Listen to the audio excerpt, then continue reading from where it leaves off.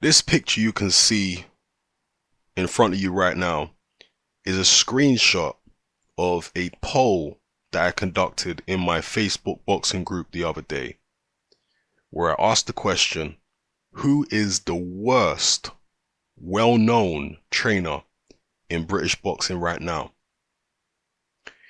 Today, I'm going to be conducting another poll which asks the opposite question. Who is the best well-known trainer in British boxing right now? And I'll also do a video about the results of that poll. But I want to discuss the results of this poll. Now, there are lots of names on this poll. Understand me when I tell you that the names do not appear on this poll because I think they are all suspect as trainers. No, no, no. I simply put all of the well-known trainers who I can think of in British boxing on the list. It doesn't mean I think they're not good trainers. There are some of them on that list who I think are very good trainers. But I wanted the public to decide who they think is not good. It might be someone well known. It might be someone who I think is good. They might not rate them as a trainer, okay? So do not take the fact that there are certain names on that list who you might think are good trainers. Do not take that as me saying or implying that they're not good trainers, okay? So that has to be put out there. Also, my personal opinion on some of the trainers that I'm going to talk about right now is not to be taken personally by any of these trainers. I don't know them as human beings. They might be some of the greatest human beings on the world today, in the world today. So I'm not trying to diss anybody. I'm not trying to disrespect anybody. I'm just giving my opinion on how good they are at their given profession. That's all it is. It's not an attack, a personal attack or anything like that. So I don't want it to be misconstrued as such. Anyway, let's talk about the results of the poll. And this is what the public think, okay? At least the public in my Facebook boxing group. I could also do a similar poll on YouTube and see what my YouTube subscribers think. I've obviously got a lot more YouTube subscribers than I have members of my boxing group. In my boxing group, I think I got like 7,000 plus people. In terms of YouTube subscribers, I got nearly 40,000 now. So I might get a different result on YouTube. But let's talk about the people on this list and the results. So in terms of the trainers who actually got votes as the worst trainers, there's only really 3 worth talking about because the others have got so few votes, and some of them have got no votes, right? I mean, Mark Tibbs, no votes. Adam Booth, no votes. Peter Fury, no votes. Coldwell, McCracken, Ingle, McDonald, Jamie Moore, Shane McGuigan, Tony Sims, Paddy Fitzpatrick, Ben Davison. They've all got so few votes that for this particular poll, it's not even worth talking about them, So I'm going to take that as an indication that the public, the general public, at least in my boxing group, they don't think too harshly, they don't think too lowly of any of those trainers I've just mentioned. Most of their criticism is reserved for 3 trainers. Right now, the trainer who won the poll, and what a poll it is to win, he says sarcastically, the trainer who won the poll, he won it by a landslide, as you can see. Nearly 100 people voted for the winner of the poll as the worst well-known trainer in British boxing right now. But let me just start off with the trainer in 3rd place, Tunde Ajayi. Now, somebody in the comments, which you can't actually see here, there were 53 comments. Somebody in the comments was surprised and a bit taken aback by the fact that people had voted for Tunde Ajayi as the worst well-known British trainer. And they said, Hatman, why are people voting for Tunde Ajayi? And I actually said, I think the reason why people are voting for Tunde Ajayi is because of the fact that he's protecting Anthony Yard, not because he's actually a bad trainer. Because personally, me as Hatman, I don't think Tunde Ajayi is a bad trainer. In fact, I think he teaches the fundamentals very well. I think Tunde Ajayi as a trainer, he's actually pretty good.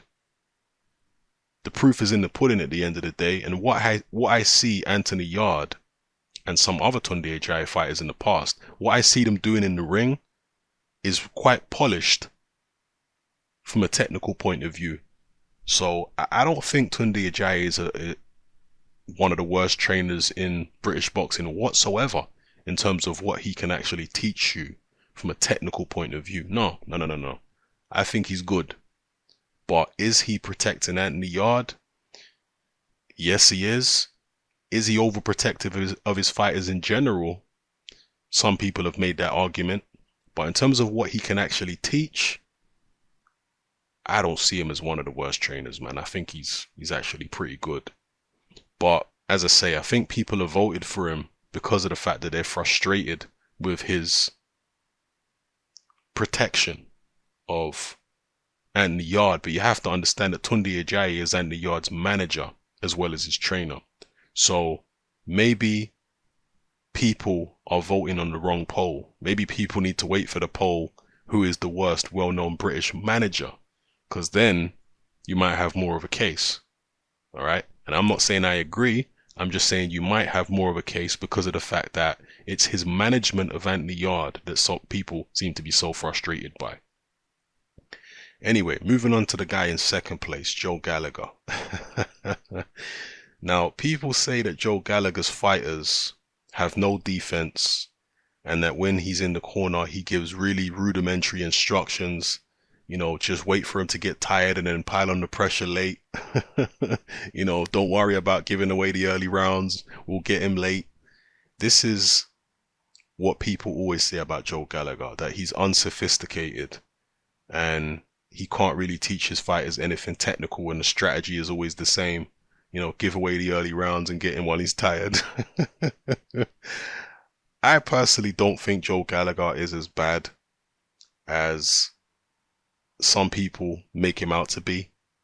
I'm not saying he's the most sophisticated trainer out there. I'm not saying he's the best. But I do think people are a little harsh on him because Joe Gallagher can be he can be a little, I guess, irritating to some people. Not to me. I find Joe Gallagher funny. I like watching Joe Gallagher interviews. I like watching his press conferences. But to some people, they find him irritating. And with a lot of people, even if you're good at your job, if they find you irritating or annoying, they're just going to say you're rubbish. You know, so I do think there's an element of that with Joe Gallagher. But then again, they look at his fighters and they say, well, his fighters are unsophisticated. They're rudimentary, they're basic, and that's a reflection of Joe Gallagher as a trainer because he ain't teaching them anything sophisticated. So I hear that. And I think there is more of a case to be made for Joe Gallagher to have votes on this poll than there is for Tunde Ajayi. I think Tunde Ajayi's fighters show a lot more technical polish than Joe Gallagher's fighters do. And then finally, at the top of the list, the man who won the poll by a landslide is Don Charles. Now, why have people voted for Don Charles? A couple of people in the comment section said that Don Charles is too emotional. And most of the people also said that the proof is in the pudding and Don Charles fighters keep on losing. He doesn't have a good track record. The results are just not there. And to be honest with you, again, Don Charles is an emotional guy. He can be reactionary. So I have to say this again. If Don Charles watches this video, I don't mean this as a disrespect or anything like that. It's just an opinion. It's not going to affect Don Charles' day-to-day training of his fighters. If they feel like he's doing a good job, then he's doing a good job for them. But my opinion is that I actually have to agree with the majority. Not only isn't Don Charles getting the results, and obviously I do have to say that getting results also comes down to the talent that you have. If you don't have a lot of very talented fighters, you could be the greatest trainer in the world, you ain't gonna get the results. Okay? If you took DL Jones, again, no disrespect to DL Jones, but if you took DL Jones and gave him to whoever, Abel Sanchez or you Peter Fury, or you name any top trainer, if you gave DL Jones to them, they wouldn't be able to turn him into a world champion. You have to have the talent at the end of the day. So I will say that. But if you look at Don Charles's track record long term, and once again you look at what his fighters actually do in the ring by way of technique, strategy, etc., then you find out over the long haul how good a trainer Don Charles really is and what he's really teaching them. And I haven't seen Don Charles's fighters do anything sophisticated in there. It's all very rudimentary. And the instructions that I've seen him give in the corner seem to be very rudimentary. One of the most jarring things I heard Don Charles say was after Frank Buglioni got knocked out by Callum Johnson in one round. In the post-fight interview, and I'm going to paraphrase here, I can't remember it word for word, so I'm paraphrasing. Don Charles said something like, well, we didn't really make any mistakes, or Frank didn't make any mistakes. It was just his destiny to lose. Something like that. Now, to me, any top trainer would say, well, we got to go back to the drawing board, we got to look at what went wrong, we got to analyze it, we got to improve. I remember Freddie Roach saying that he has to improve. Freddie Roach saying, I need to be able to improve the way that I teach my fighters how to fight counterpunches. I remember Freddie Roach saying that, or words to that effect. But Don Charles came out and said it was Frank's destiny to lose. or words to that effect. That doesn't really fill you with confidence when it comes to assessing Don Charles as a trainer. And another thing which also doesn't fill me with confidence when it comes to Don Charles' ability as a trainer is the stuff he says in interviews. The first time I heard Peter Fury speak in an interview, I was instantly impressed, because this is a man who clearly had a very high boxing IQ. He had a very, very good understanding of the game and the ins and outs of boxing from a technical point of view, from a psychological point of view, strategy, all this kind of stuff. And he was someone who pays attention to what's going on in the boxing world. He pays attention to fights. He goes and watches. He's a boxing fan. And he's breaking things down. And Peter Fury just has a very, very, very smart boxing mind. But with Don Charles, I don't get that from him when I watch his interviews. He doesn't strike me as somebody with a very high boxing IQ. That's just me. Maybe to you guys he does, alright? I'm just giving you my personal opinion. To me, he doesn't strike me as someone with a really high boxing IQ. And I think the way his fighters actually fight in a ring is a reflection of that. Most of his fighters. So, yeah, that's the result of the poll, and I have to agree with the 91 plus people in picking Don Charles as the worst well-known trainer in British boxing. I don't agree with so many votes for Tunde, and some of the other trainers on the list, I think most of them are decent enough trainers. I don't think there's anybody very, very suspect there. I mean, I don't think there's any I don't think there's too many outstanding trainers on the list. I don't think Rob McCracken is an outstanding trainer. I'm not saying he's a bad trainer, I don't think he's outstanding, me personally. Dave Caldwell, I think, is pretty decent. You know, Tony Bellew is an overachiever, and Dave Caldwell has overseen the best part of Tony Bellew's career. So I think Dave Caldwell was decent. He's got a decent knowledge of the game when he speaks about boxing. Yeah, I think from what I've heard and seen him say, I think his boxing IQ is pretty high. Now, some people criticize him for getting David Price to put on so much weight, and I definitely hear that. Maybe that was a mistake on Dave Caldwell's behalf. Maybe it wasn't, you know. Maybe, as I said before, David Price is just one of those guys who, no matter which trainer you put him with, he's going to get chin checked and he ain't going to pass the test. So you have to have the talent at the end of the day. But I think Dave Caldwell's decent. I think Peter Fury is a fantastic trainer. And I know I've said certain critical things about his son Huey in the past, okay, in terms of him not seeming very game to take on a lot of fighters, a lot of top level fighters or even British fighters. So I know I've been somewhat critical of Peter's handling of his son's career from a management perspective, but as a trainer, I think Peter Fury is one of the most brilliant boxing minds in the world as a trainer, to be honest with you. I think he's a very, very smart man. I rate him highly. Adam Booth is somebody I think who has improved as a trainer over the years. I was quite critical of Adam Booth back in the days, but I think he's definitely improved.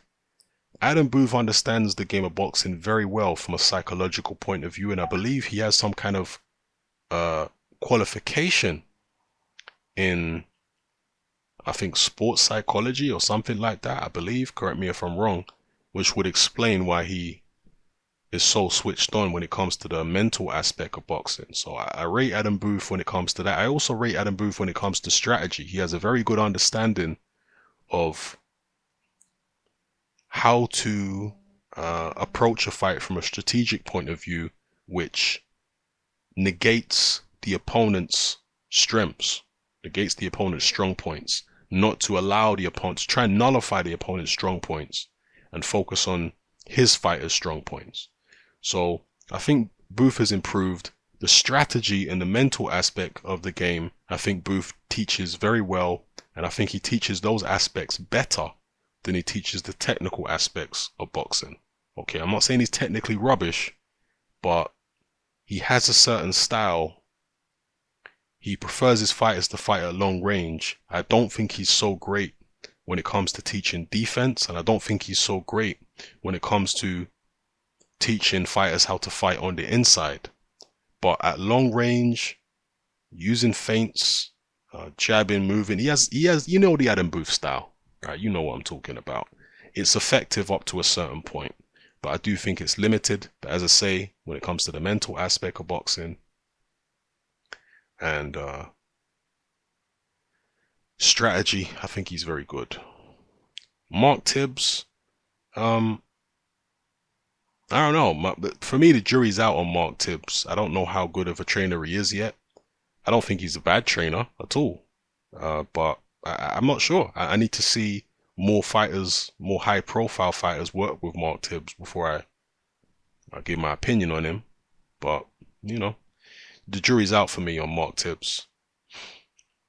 Talked about McCracken. I think McCracken, as I say, is I can't say he's a bad trainer, but when I look at McCracken fighters, Joshua, and obviously Carl Froch, I don't see anything spectacular from a technical point of view. I don't really see that much improvement, to be honest with you. When I look at Carl Froch's career, there was a little bit of improvement, but it was nothing massive. There was no big improvements under Rob McCracken, you know? And same with Joshua. I don't see Joshua from a technical point of view improving that much compared to how he was early on in his career. I don't think he's improved that much. I think he's improved mentally. I think he's matured psychologically. I think strategically he's improved. But from a technical point of view, the things that I wanted to see Joshua do differently, he's not doing them differently. So I've said for a long time, Tony Sims, who ostensibly was training Joshua early on in his career when people were saying it's really Rob McCracken behind the scenes all along, I was a bit critical of Sims because I didn't see certain technical improvements that I wanted to see in Joshua. So at the same time, I have to be critical of McCracken. So again, I'm not saying McCracken's a bad trainer. He obviously worked with uh, international top level amateurs for a long time. But yeah, I wouldn't pick him as one of the top trainers anyway. Let's just put it that way in the world. Dominic Ingle, he's got a particular way of doing things. His style that he teaches is a lot more conventional than the style his dad was teaching. The style that really Harold Bomber Graham created. Uh, Dominic Ingle's style is a lot more conventional. I think he's a good trainer, Dominic Ingle. Again, I'm not going to go as far as saying he's one of the best in the world, but I think he's good. And the Ingle gym as a whole has produced a hell of a lot of world champions over the years. But I think during the Nassim era, when his dad, who's now passed away, Brendan Ingle, was at his peak as a trainer, I think the Ingle style then, even though it had holes, a lot of holes in it, I think it was more dynamic than what Dominic Ingle teaches today, which is a more conventional style.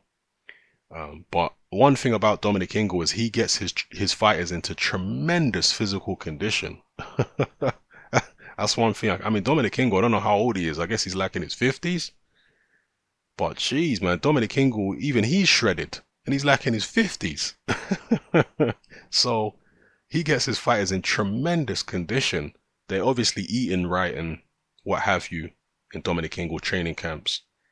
But again, there's nothing spectacular that Dominic Ingle fighters do. And I've noticed that they all have a similar kind of rhythm, the Dominic Ingle fighters. And that's because of the way he takes them on the pads. Because I watched Dominic Ingle on the pads with Kell Brook. And Brook, hits the pads in a certain rhythm. And then I watched Dominic Ingle take Kid Gallagher on the pads, and it's the same rhythm. So I realized that rhythm is the Dominic Ingle rhythm. Because he's got his fighters all hitting the pads in the same way with the same rhythm. Which is interesting to me. And I guess to be expected to some extent. But yeah, there's nothing spectacular, I don't think, that Dominic Ingle teaches. I think he's pretty good with the technical side of things and the strategic side of things, but I don't view him as one of the best trainers in the world. One of the best trainers in Britain, yes, but in the world, nah. Jim McDonnell, I'm not saying Jim McDonnell's a bad trainer at all. Again, I think he's, I guess, decent, but it's just my personal opinion. I don't really rate him that highly. I've been saying for a long time that I think James DeGale should go elsewhere and get a different trainer than Jim McDonnell, but James DeGale's been very loyal. But I've always said that in boxing, for a fighter, there's no place for loyalty in boxing because you've got a very short time frame to make life-changing money. The trainers, they can go work with somebody else. It doesn't matter how old they are, as long as they can still hold up pads and think coherently and give instructions. The trainer can be 50, 60 years old and they're still making money as a trainer. A fighter can't be 50, 60 years old and still be making money and then earn a living from boxing as a fighter. No. So there's no place for fighters to be loyal to trainers and managers and promoters in boxing. There's no place for that. I've been saying this for ages, but it is what it is. James DeGale's been loyal to McDonnell. I feel like he would have been better served finding a different trainer. Jamie Moore is a new trainer on the block, and from what I've seen so far from Jamie Moore, he looks pretty good as a trainer. From what I've seen him say and when he's been in the corner, the instructions he's given to fighters, yeah, he seemed pretty good to me. I need to see more definitely before I start saying he's one of the best trainers in the world, but I like what I see from Jamie Moore so far. So the jury's out, but he looks promising. Shane McGuigan as a trainer, I think McGuigan is good. Yeah, I think McGuigan's a good trainer. I was unsure about him at first, but the more I see of him, the instructions he's been giving George Groves in the corner, particularly during the Eubank fight, his breakdown of Eubank as a fighter before and after the fight, and many other opponents that George Groves has faced. Yeah, I think Shane McGuigan gets it. I think he's got a high boxing IQ. I think this man is a good trainer, Shane McGuigan. And people criticized him because of Hay, Hay losing the first Bellew fight, but we now know there's really not much Shane McGuigan could have done because David Hay's body was a mess. And funny enough, David Hay actually did better in the first Bellew fight than he did in the rematch. And in the first Bellew fight, he was with Shane McGuigan. So, yeah, I think Shane McGuigan is a rising star in the world of trainers internationally. I think he's good. I think he has a lot of potential as a trainer, that guy. Tony Sims, well, I've already really talked about Tony Sims when I talked about McCracken. Sims ain't bad, but I don't think he's that good, to be honest with you. That's just my opinion. Paddy Fitzpatrick, I think Paddy Fitzpatrick maybe gets some unfairly harsh criticism. I don't think he's actually that bad as a trainer. I just don't think he has the talent at the moment, because he doesn't have that many fighters. One of the fighters that he does have recently lost, obviously, to Lawrence Okolie in pretty one-sided fashion. So people are going to take that and say, well, you see, Paddy Fitzpatrick is a terrible trainer. But I don't know about that. I want to see more of Paddy Fitzpatrick and see him get more high-profile fighters over the years, and we'll be able to better assess him. But remember, Paddy Fitzpatrick spent time in American gyms for a long time. He was working very closely with Adam Booth for a long time. This was when Booth had Hay, Groves, etc. And he was credited as coming up with the strategy for George Groves to beat James DeGale. This is what the press were reporting at the time anyway. So yeah, I don't think Paddy Fitzpatrick is as bad as some people are making him out to be. I think he might actually be a pretty good trainer, but he just doesn't have the talent at the moment. He's got obviously Luke Watkins, but we've already assessed the Luke Watkins Lawrence Okolie fight, and we know what happened there.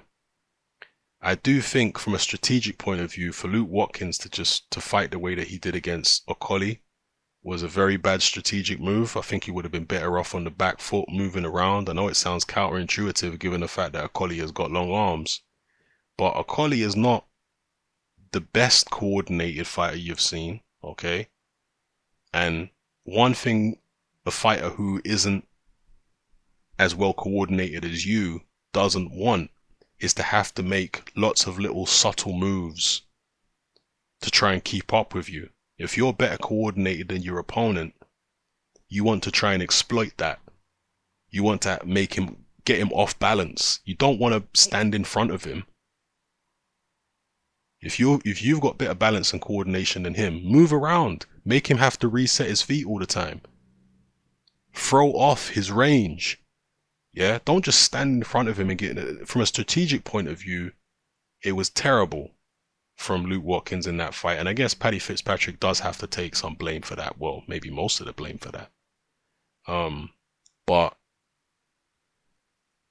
I don't want to use that one fight to bash Paddy Fitzpatrick and say, that proves he's not a good trainer. So that's what I'll say about him. Ben Davison, he has a long way to go. The proof is in the pudding. I was quite impressed by a recent interview I saw with Ben Davison. I think it was on Boxing Social, where he was talking about Tyson Fury, and he seemed pretty switched on to the psychological aspect of boxing. To me, he seemed switched on. So I was quite impressed with the stuff he was saying in that interview. And then the top three guys I've already talked about: Tunde Ajayi, Gallagher, Don Charles. Yeah. So anyway, those are my thoughts on the results of this poll. Who is the worst well-known trainer in British boxing? And as I say today, I'll be conducting the opposite poll. Who is the best well-known trainer in British boxing? With the same names on the list. So we'll see. Let me know how you feel about this in the comment section below. Be good to hear a discussion, or to read a discussion rather, from you guys. Yeah, it's that man, I'm out.